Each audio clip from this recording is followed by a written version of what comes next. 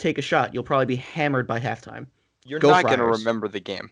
That was a nice move by Pipkins, taking it right to the rack himself. Wide open three, left wing, and it's good. Nylon, the dunk likes that, Matt. A three from the right side, and it's good! The one, Pipkins, go man, yet again. Hello and welcome to The Flex. I'm Matt St. Jean. And this is Joe Howie. And we're live here, coming back to you with a Friars win, a much-needed win in overtime, 72-63 over Marquette, splitting the series with the Golden Eagles. Both teams got off to a slow start in this one, but the Friars managed to hold on at the end and make the plays they needed to get the win. Yeah, Matt, this was definitely not a pretty win, but it is a win with NCAA tournament aspirations tied to it. It was I won't even call it a rock fight. That was a brick fight. Like, imagine two people just hitting each other in the face with bricks. That was this fight, especially in the first half when nothing was going in and like 5 minutes had passed and it was still 2-2. This was an ugly, ugly basketball game, but Ed Cooley always says Providence basketball is ugly, but it works. And tonight it worked on the right side, especially in overtime. That was huge.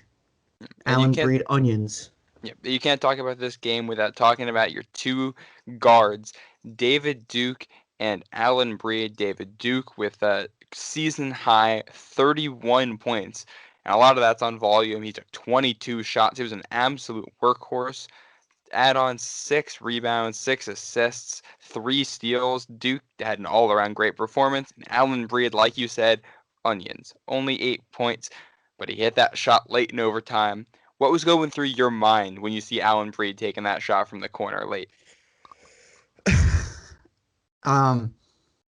wasn't really what was going through my mind, but rather what came out of my mouth. I'll give you the clean version. He's wide open. There were a couple extra words sprinkled in there, but I said he's wide open, and of course the shot went in, and then I screamed some more. But I think that was the shot of the game. I think the play of the game was the Alyn Breed pickpocket in overtime. Was that Kane that he stole it from, or was that Elliott? I think it was Elliott. So Greg Elliott has the ball, and he's in transition, and Alyn Breed goes flying down the court behind him and comes up with the basketball. Like, they brush hips, and Alyn Breed turns around with the ball. It was like a magic trick almost. I was like, that's the play of the game, because Greg Elliott was going to score, and we would have tied again. Instead, we took a possession away from Marquette and used it to build our lead. So I think that's the play of the game. I know a lot of people will probably disagree and say it was Breed's 3, but for me, that defensive steal by Breed in transition was awesome. That was huge. Yeah, that was a absolutely clutch play, and like you said, yeah, it was a magic trick. Like, whoop, ball's gone. Now the Friars have it, and that was huge. And then he hits that 3, and that's what essentially sealed the game. It was 65-63 before he did that. DJ Carton had that monster dunk right before it. So from a momentum perspective, answering was much needed. But let's go back to regulation and just talk about what David Duke did. Just shouldering the load for this offense all game long. It was impressive. Yeah, Matt, you talked about this a lot in the pregame show, how, you think that Duke was kind of due after, a bit of a slump on the road trip, and you were right. He delivered in every aspect. He's got a new season high. And what I want to talk about with Duke is, aside from all the stats that he stuffed in the stat sheet, try saying that 8 times fast.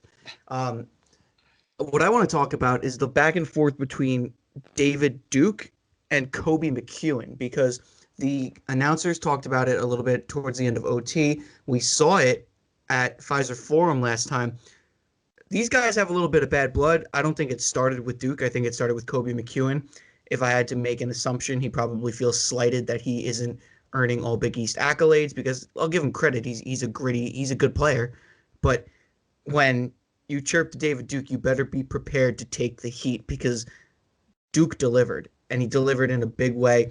And that's what the announcer said. They said, we spoke to Duke about, some words that were exchanged, and Duke said it's all about pride and respect. And, at the end of the day, you just want to outperform him if he's talking like that. So he outperformed him all right. I mean, 31 points to Kobe McEwen's 13, I'll say, is outperforming. Yeah, and the Duke did it all night long. Basically, at the start, nobody was scoring, but once the offenses got going, it was all Duke. At one point, I think in the second half or early in overtime, he had almost half of Providence's points. Which, you talk about half of Providence's points, let's go to the guy who's usually the other part of that half, Nate Watson. Only 9 points for him, his lowest scoring game of the season. He was a little bit hobbled out there, I thought. Yeah, I guess we jinxed it again because he did go out early with another, what seemed to be ankle injury. It looked like the trainer was stretching him out with the rubber bands on the sideline. When he did come back in, I was floored that they weren't giving him the ball in the paint. I mean, even if he was tweaked, he still played 39 minutes, and had 7 rebounds. So he couldn't have been that tweaked.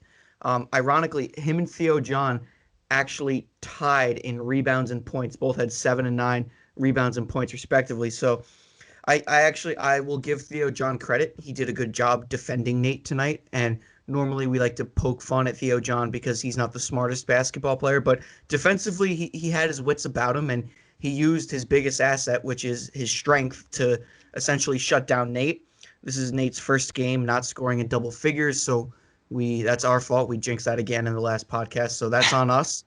We'll take responsibility for that. But I think Nate made the right plays at the right times. I think he had a putback dunk that was huge. That put us up a possession. Then he had a putback and one that was also big. So he made timely plays, which is all you can ask for, and he led the team in rebounds. So he did his job. He didn't score as efficiently as we're used to, but this isn't a performance that you're going to throw out from him. I think you're right, Matt. He went out early on, and he seemed to be a little off his game. So hopefully he gets better because we're going to need him down the stretch. And I think there's a lot that you just said about Nate Watson that can apply to the team as a whole in this performance. Gritty, physical, not as efficient as you'd like, but enough to get the job done. Some of the stats that really stand out to me here: offensive rebounds, Friars got 12 of them, which led to 17 second chance points. Friars did get beat in the paint. Marquette outscored them 38-26 inside, but that's still a better margin than the first time these two teams played. And it seemed like the Friars knew how to handle the physicality of Marquette better the second time around.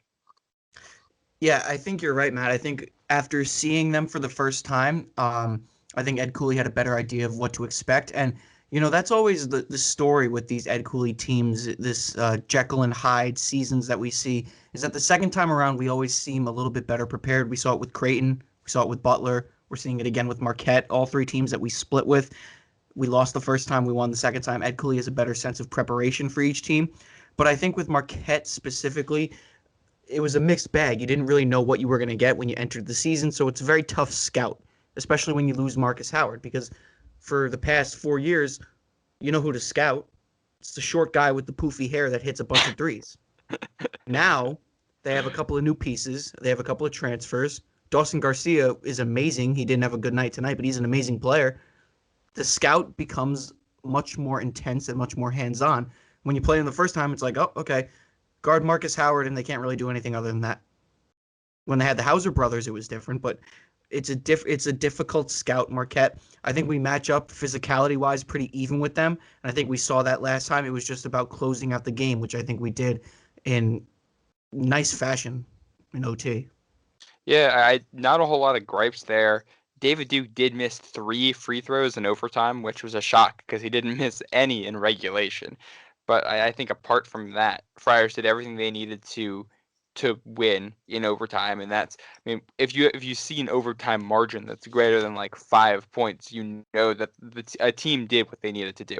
Friars didn't do what they needed to do at the end of regulation. You had an ill-advised 3-point attempt from Jimmy Nichols. You had we have a 3 attempt from Alyn Breed at the end that got missed, a putback from Nichols that missed, a couple of shots missed that let Marquette get back into the game, but for I think the first time all season they got the stop when they needed to right at the end of regulation. Yeah, but by no means would I call this a perfect performance. There were a lot of holes tonight in this game, and I think there a lot of flaws were on display. I think our I don't even know what to call it. Our deficiency at the 4 spot was on display tonight. We saw Nichols and Horkler split 20 minutes apiece, playing the wing forward, the 4 spot. We saw Ganton there for, was that 16 minutes. He had another hot and cold night. He had that nice mid-range jump shot, and then on the following defensive possession, he had a block. And then he also took some ill-advised shots. I think the play that irritated me the most was Alyn Breed picked up his dribble on a double team, handed it to Gant, expecting Gant to give him the ball back so he could set the play up. And Gant turned and took an ill-advised 3, and the following possession, Ed Cooley took him out. I think that was probably one of the most irritating plays I've seen all season. But again, another hot and cold performance from him. I think Horkler had some good moments. He also had some bad moments. He had a bad turnover at the top of the key. He had the ball. He was passing to AJ or Duke. He was passing to a guard and threw it right into the hands of a Marquette player. But then he was coming down with some good rebounds. Another hot and cold night for him. And Jimmy Nichols, the storyline again, foul trouble. He can't help himself. And that's, I mean, something we've talked about all season with all of these guys. Like we've said, we're really having a good idea of what this team is now. So game in, game out, you see the same patterns and types of performances from these guys, which, as much as it's annoying to have some of these guys routinely in foul trouble or routinely making some of these same mistakes, it is also, I think, a little bit comforting to know at least we know what we're getting from some of these guys now. Not as much of a question mark as they were earlier in the season. And once you've identified more specifically what some of those flaws are, they can work on them. And Nichols knows, all right, I got to keep my hands clean. Gant knows, all right, I got to clean a couple things up. And I think overall, I mean, you look at the turnover numbers, 15 for Marquette, only 7 for the Friars. So improvement there. Not perfect. If you can get lower than 7 turnovers, you'd like that. But a +8 turnover differential, you'll take that every day of the week. My favorite stat is on Marquette's 15 turnovers, we had 16 points off of turnovers. So basically, every time they turned the ball over, we emphasized. So yeah. That's great. And this is one of the classic Ed Cooley performances in that you play tough defense, you force turnovers, you don't shoot well, but you get so many extra possessions that it doesn't even matter. Like the raw shooting numbers here are ridiculous. The Friars took 10 more shots than Marquette did and hit 3 less and still won by 9 points. Why? Because they got to the free throw line 28 times and they hit 4 more 3-pointers than Marquette. They hit the shots that mattered, they got to the line, and they grinded it out. I think defensively what I want to talk about is we have finally seen a Big East game where we hold an opponent to under 65 points in our own gym. 63. So it's not a lot, but this is, like Ed Cooley said, he said it, I think it was after what game was that? He said it after the Marquette game, when you hold a team, the last time we played Marquette, when you hold a team to under 70 points and the Friars are scoring around 70 to 73 points, he said those are usually wins for the Friars, but right now they're not. And right now this is the perfect example. We held a team to 63 points and we scored in between 70 and 73 at 72. This is one of those typical performances. This is a typical gritty defense, ugly offense, but it works. Ed Cooley game. Yeah, and if the offense, I mean, I have to say, a lot of the missed shots from the offense, too, weren't because of bad offense or bad looks or anything like that, just not finishing or getting open looks and not hitting them. So I think that shows improvement. If the Friars play exactly like this in another game down the line, just by sheer luck, they're going to hit a higher percentage of those shots, and instead of 72 points, you're probably looking at 80, and you're winning a game by 20 points. So I mean, lots to build on here, that's for sure. I think there's a much needed win, and I think it's time to start feeling a little bit more optimistic about the Friars after this long losing streak. Yeah, so Matt, as you know, I held off eating dinner the entire game because I didn't want to disrupt any mojo. In fact, for the final 3 minutes of regulation, I was holding my dog Pip in my arms because when Nate Watson, I think it was the N1 that he got, it was late in the first half of regulation or second half of regulation. I was holding my dog and I was like, all right, I can't put him down now. So I held him for 3 minutes, but at the end of the game, I thought it was pretty ugly. And while I was eating dinner, I thought that was a very ugly win, and it doesn't look like the win that you want to walk away and be proud of. It's not this big flashy performance, not a lot of 3-pointers, not a lot of big dunks, but it's a win that you walk away from and you think long term, this is huge for us because right now, this puts us squarely in 6th place in the Big East, which doesn't sound great, but let's put this into perspective. We lose, we bump down to 7, and Marquette has the advantage over us because they swept us. And that down the line in terms of Big East tournament seeding is going to be big. Yeah. If they sweep us and we're in a similar spot, they get the higher seed. Yeah. And here's the thing. If you want to look past that, now it's, all right, I think the Friars definitely have a legitimate shot at finishing like 4th in the conference. And ahead of you, you have the next team ahead of you is Xavier, and you still have to play them at Alumni Hall. And there's also Seton Hall, who you already beat, and you still have to play at Alumni Hall. Seton Hall, meanwhile, they just blew a 16-point lead to Creighton in their own gym. Yep. So that's real tough for them.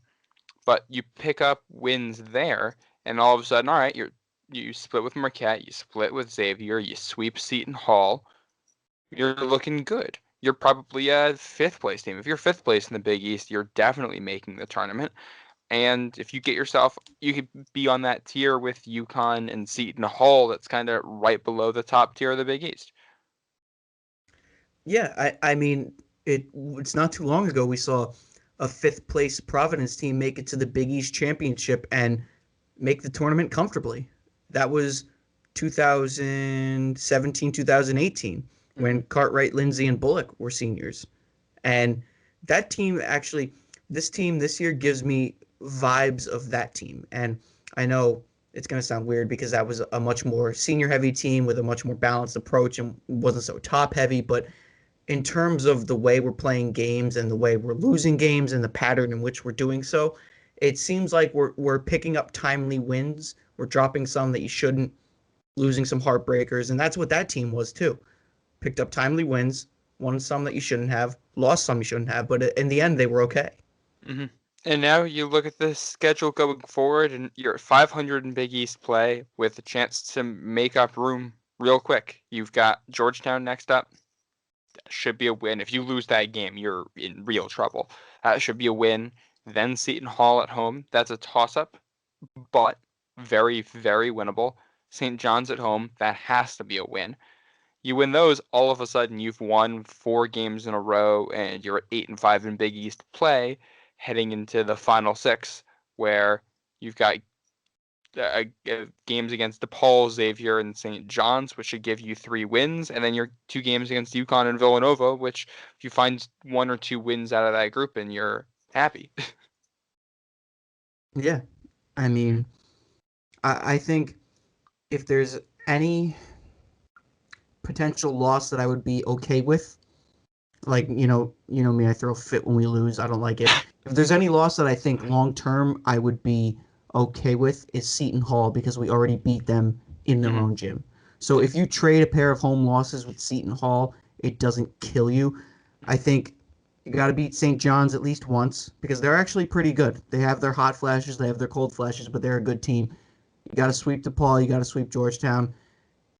I'd say split with UConn and win that final game against Villanova, and you're sitting comfortably on Selection Sunday. But that's a lot of speculation, and it's looking far ahead. Next up is Georgetown, who is no cupcake by any stretch of the word. They've been in games, and they've led games by double digits. The story of the season with Georgetown is built up a double-digit first-half lead and cough it up in the second half. We cannot fall into that trap. We cannot. And Georgetown's played teams close, but also let's remember they only have 3 wins. They only have 1 win against the Big East team. They're outside the top 100 on KenPom, and they are currently on a 5-game losing streak. So yeah, you're going to their building. They're going to be desperate and they're going to put up a fight. You can't go there and expect them to roll over. But you play your game, you're winning that by 10 points. So just bring your game. But we'll talk more about that on the next episode when we bring that to you. We'll wrap this up. Who would you say is your player of the game? David Duke. To Yeah.